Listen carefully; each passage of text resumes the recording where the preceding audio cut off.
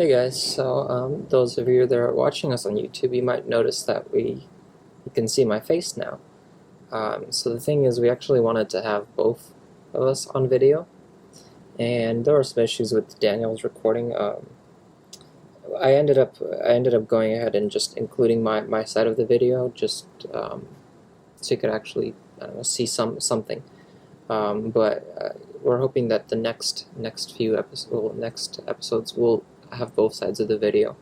This also means that the audio quality might not be the greatest because what you're going to actually be hearing is my camera picking up the FaceTime call with Daniel on my phone, which was nearby.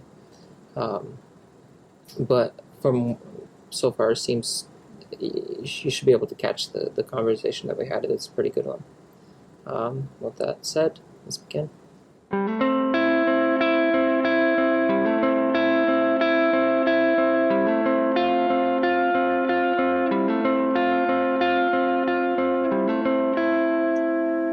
Hello and welcome to the Seek His Kingdom podcast.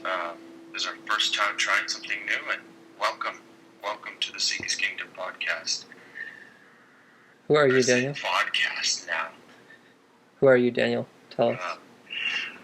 I am Daniel Boschko. And I'm Andre. I'm here with my friend. Andre Rachish. And you can now see us, hopefully, if this works out. Yeah. Hopefully this is working out. It's an exciting time. Yeah. And I will say, with my video at least, it's going to be a little weird because Daniel is over there, you guys are over there, and there's a ladder right there. Yeah, and for me, Andre's over here, and you guys are over here, and so we're kind of working together with trying to communicate with each other and trying to communicate with the people, I guess. And another big thing is that Daniel is still in Ukraine. He is now a married man. Still social distancing. Yeah. Yes? Want to tell us more about how you feel now? Oh, how do I feel? I feel married now. I'm married. Congratulations. It's a great feeling. Thank you so much. Thank you. It's a blessing. It's definitely a blessing. So let's talk a little bit about some of the stuff that's been brewing, or kind of wanted to talk about two things, really. So we put out a blog. It was our first blog. It was actually, I wrote a blog called What Does It Mean to Be Worldly? And there's actually kind of been a couple things going on also in recent times that I want to talk about. They kind of have to do with what's going on right now, and how there's a lot of people, there's even churches right now that seem to be going into the worldly path, and what is it? So I kind of want to talk about specifically that topic. What is that? What is worldliness? Or better yet, what is loving the world, and how is it reflected right now, oftentimes in practice in some churches or some in some church organizations. So and let's start with let's start with. I'll note that if you haven't read it yet, go ahead and make your way over to seekhiskingdom.com. Press the blog button. It should be a giant button, or the one at the top, and then the very first article. Go ahead and read it. You can pause the video and come back. Yeah, you can go ahead and pause the video. It's not a long read. Yeah. But it's based on that verse in 1 John chapter 2, verse 15. Do not love the world or the things in this world. If anyone loves the world, the love of the Father is not in him. And so Daniel can say more about it. He's the one who wrote it. What did you get out of it? What did you get out of it? I actually wanted to ask you. Yeah, it's so ultimately, kind of even before this, we talked about what's the difference between loving like the people in the world and for their salvation. So in your article, you kind of talk about how the world tries to like change your mindset and twist morality and stuff like that. And I think that the way I see this happen with Christians like that go for this is that usually they kind of have maybe good motives behind accepting the things of the world, because they're like, oh, we want to reach out to people or whatever. You know how Paul says, I became everything to everyone or whatever, but they do it the wrong way, because kind of goes back to motives. Like, are you seeking approval of the world? Or do you care about what the world thinks of you, or do you want to impact the world with the gospel? I don't know if that makes sense. Yes. So I think that's kind of that's a really important thing. Is I didn't really write about that in here, but that's something that I've actually kind of been thinking about recently. Is that in the last paragraph you bring up, when you love the world, you love its approval. Say that again. In the last paragraph you bring up, when you love the world, you love its approval. So yeah, I think that's one really like big key thing. Are you looking for approval, or are you actually looking to love the world? Love the people in the world, not love the world. Because yes, exactly. Loving the people in the world. So I think that's one of the things that Paul says is, am I looking for approval from the world? And, and I think a lot of people, just especially right now, they seem to be looking for that approval from the world. You don't want to be canceled. Yeah. You don't want to be, you don't want to be pushed out. You don't want to feel like an outlier. But the reality is that Christianity is often you're an outlier. You're not. You're no longer like you're separated from the world, and holiness is that. It's separation, and it makes you feel kind of ostracized. You don't feel like you're in the group very much, and oftentimes it makes you kind of want to, especially for, as people say a lot of times, for the sake of the gospel, they want to kind of move themselves closer to the world, buddy up with the world, make themselves friendly with the world. And look, there's trying to be friends with the world from one point of view, like trying to be good to them, trying to be nice to them, trying to preach to them, trying not to, not to push them away with any sort of sinful actions. But then there's another thing when you actually, when you absolutely become a friend of the world. When you become a part of the world, I guess. When you start to act the way that when you act the way that they act, and you look the way that they look, and there's no difference between you. You are the world, and you've accepted their morality, their way of thinking, their language, their and just everything about what they do. You've accepted it, and you start to look like them. What's the difference? What's the difference between you and the world? So it seems like a lot of people, for the sake of the gospel, have fallen into a problem where they have fallen in love with the world. And so something recently that's been going on actually is that John MacArthur's church from Los Angeles he's in the Los Angeles area. John MacArthur is the pastor, has been a pastor for over 50 years now of Grace Community Church in Los Angeles. And so this past week he decided actually to close, or he decided to reopen his church because they've been closed for a few months. And so it's actually gotten a couple different reactions from people from the church. A lot of the church has been, has been saying they have been trying to open up their churches. They've been pushing that direction, but nobody that's been big, or no one that's been like solid on a big stage in Christianity has been able to say anything in the public.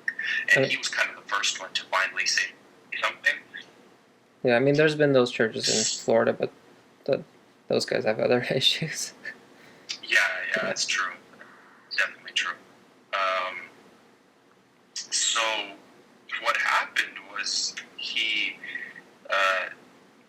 was on live television on Fox News, and he said we will be reopening. He said we're not going to stay closed. We can't do this anymore because biblically the church understands that a pandemic is not a reason not to gather together. Like, that's understandable. Things like this happen.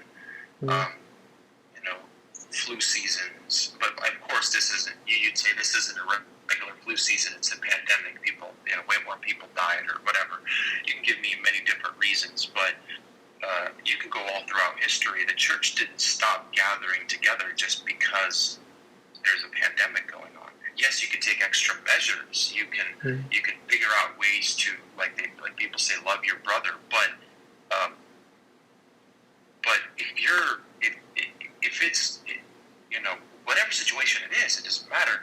The church needs to be gathering together. That's the point. Yeah. If we can figure out how to keep grocery stores open, then church is just as necessary. Exactly. But see, it's the biggest thing is it's not the government's job. That's what our that's what our government realized a long time ago. That it's not the government's job to decide who's essential and who's not. Specifically with the church, it's not the government's job to decide whether the church is essential or not. It has nothing to do with them, in fact. The government has everything to do with economics and everything like that. The church has its own government, and the separation of church and state is that the state government doesn't control the church, and the church doesn't control the state government. So what that means is that the church leaders, what happened in the past was that a pope became essentially the head of all the countries, and he kind of controlled. He had his own army, he had his own government, and that's kind of the pope being the head of the country and the church. And then there was the opposite side, where in England the king became the head of the church, where the king was like pastor and government. Here, the separation of church and state, which isn't even written in the Constitution, but still the idea is that the church has its own government and is governed by its own government. The country, the secular government, is controlled on its own, and it has its own government. It has its own policies, so that sort of thing. And so John MacArthur is just saying that it's not your job to tell us what to do. The church will do what the Lord says it will do, because we are controlled by Christ, not by Caesar. And some interesting things. I was listening to another podcast, Lightest Form of Flogging. I've sent it to you before. And they were talking a little bit about the whole idea of us being a Christian country and all that stuff. It turns out a lot of these Christian fathers were very loosely Christian, like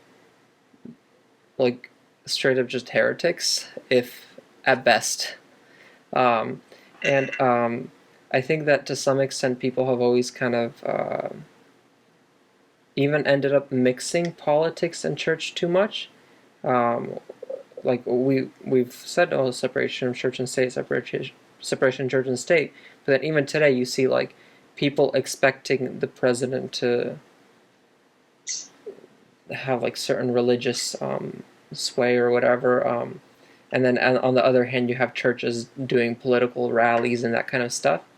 And I feel like to some extent maybe has lost us some ground in this conversation, which is why I have respect for John MacArthur. He, as far as I know, didn't engage in any kind of nonsense around that. So there's a lot of people that say, well, you should be standing up for some sort of political side, or at least you should be involved in politics because, well, for sure, that's incredibly important from a point of view. Yeah, that's true. Yeah. You should be, but unless you're a post-millennialist in your eschatology, excuse the big words, but unless you're post-millennialist in your eschatology, you're probably not looking for take over Yeah. of government and creating a theocratic state. Yeah.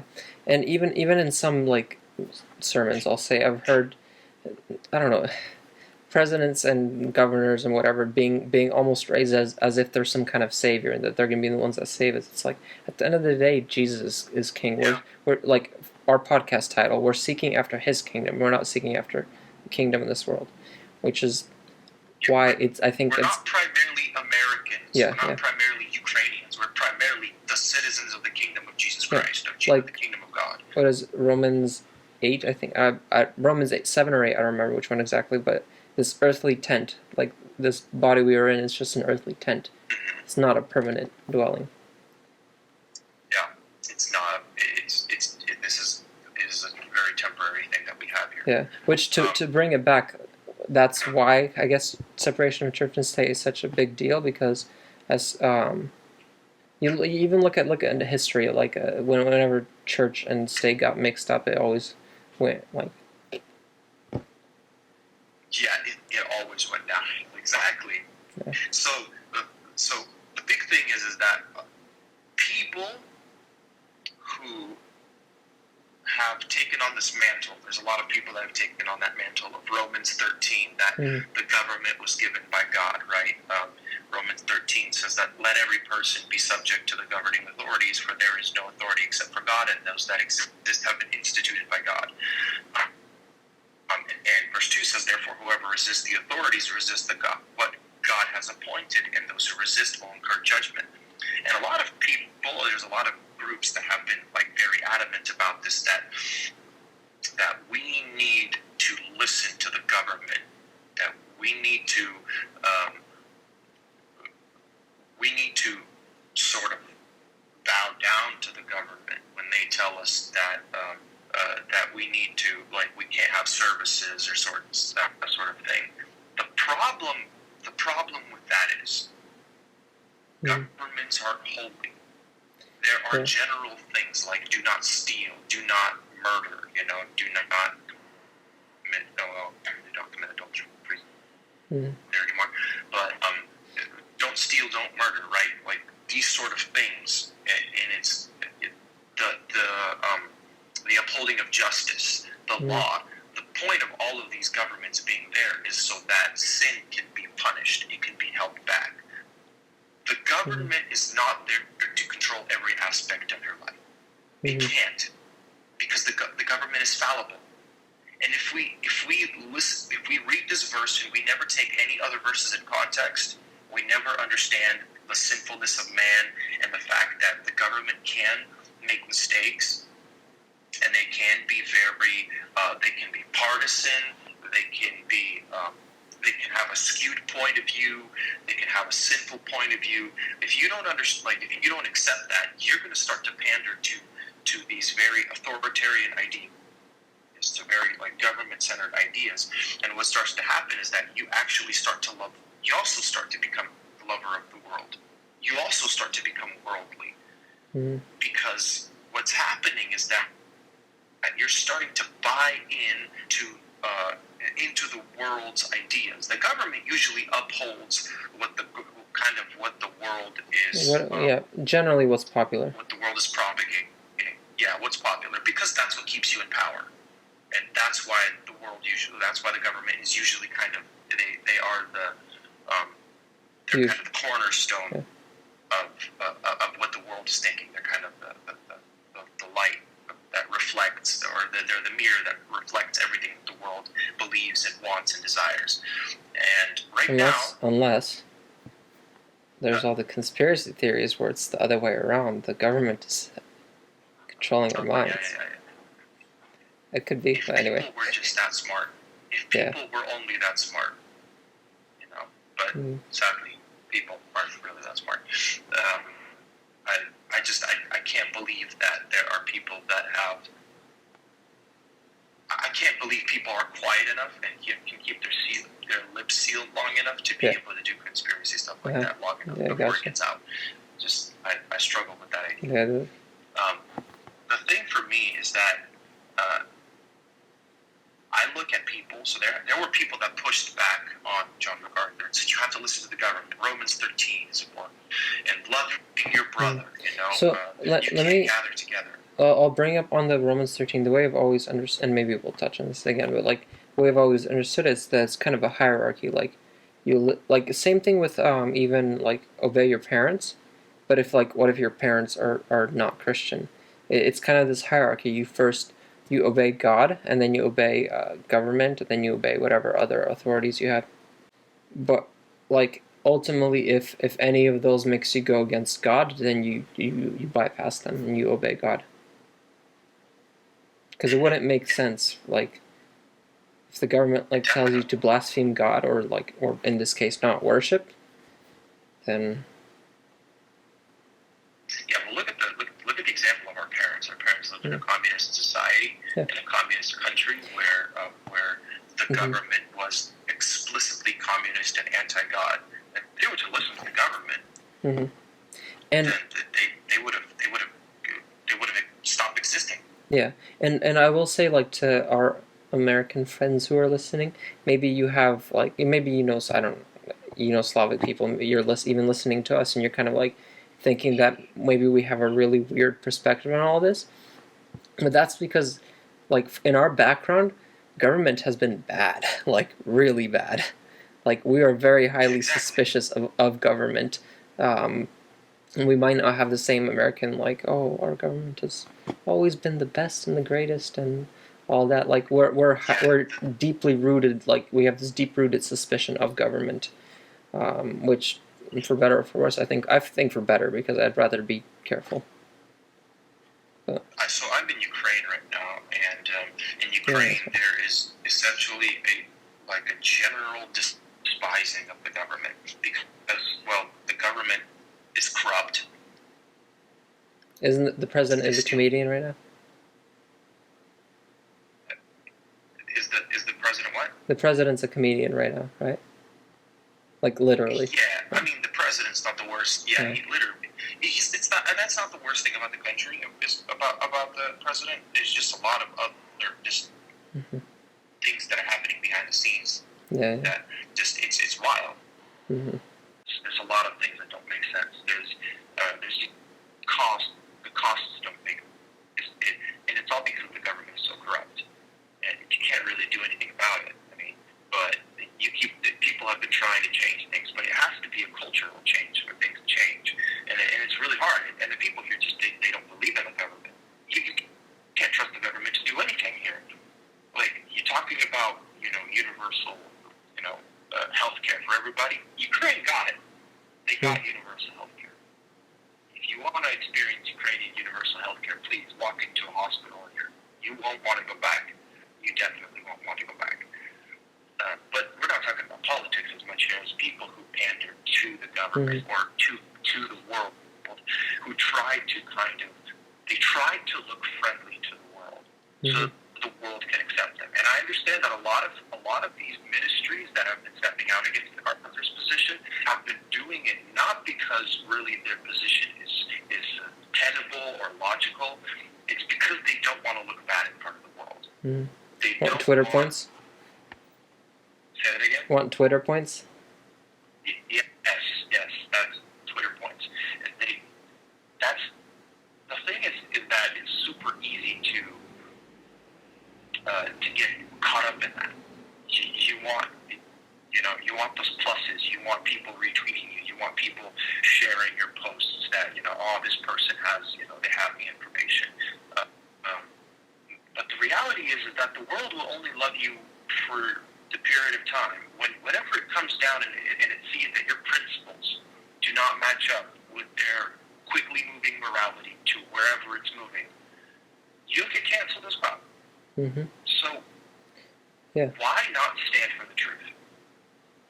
Yeah, and like at the end of the day, man, I just want to let's get canceled right away and we're free. You know what I mean? Exactly. Yeah. Get canceled and forget about it, man. Yeah. Stop trying to buy points with the world. Stop trying to make yourself look good with them, because they will not accept you for a really long time. And look, one big thing, there's one theologian that I really like to listen to that says what you win them with is what you win them to.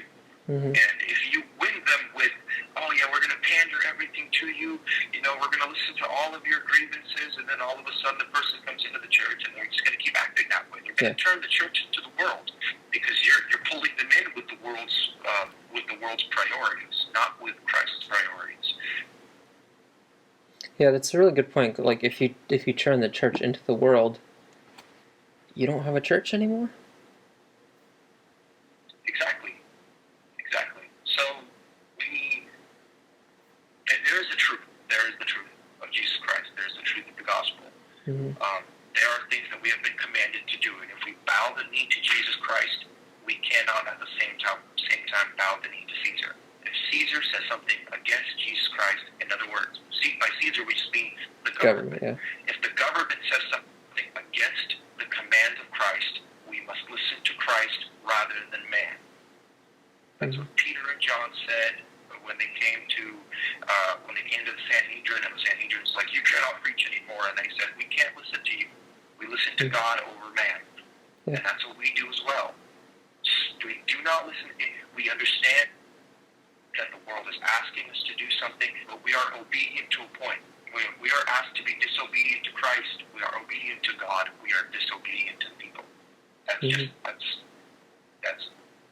That's loving Christ over loving the world. That's the love of the Father rather than love of the world. If we love the world rather than the Father, then what we will do is we will bow the knee to them.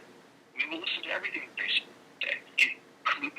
including everything that they expect of us, governmentally, whatever the laws that they might be passing. Mm-hmm. Yeah, and this doesn't, I would say this doesn't even have to be specifically about this whole situation with MacArthur. All the LGBT whatever, all that stuff, or the transgender stuff, like you're saying, redefining morality. It's gonna make its way into government. It's already mostly there. You could, if I still had what do you call it? If I still had a regular job, and let's say I said something about homosexuality, how it's a sin, the very high likelihood that I would lose if somebody heard me saying this. Exactly. Yeah. A lot of what we're doing right now pretty much cancels us out from ever having a job, in somewhere in the public sector, somewhere in the private sector, and for some sort of company that is extremely strong on their SJW values. That for 1 month a year, all of a sudden is extremely homosexual. Yes. All of a sudden cares about people. Well, no, it's and that's the thing. At the end of the day,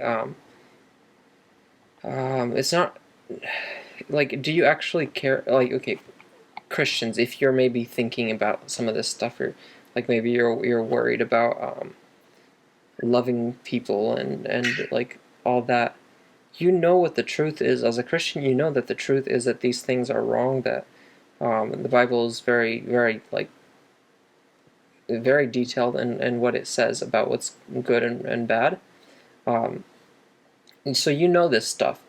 But if you kind of turn a blind eye to it and don't tell people and maybe kind of hide it, I guess, then you don't love those people. You want them to love you, is the thing. Exactly. Because if you love somebody, you tell them the truth. Yeah. And loving somebody is, we talked about this before, sometimes love is tough love. You have to tell them, hey, you're wrong, man. Yeah.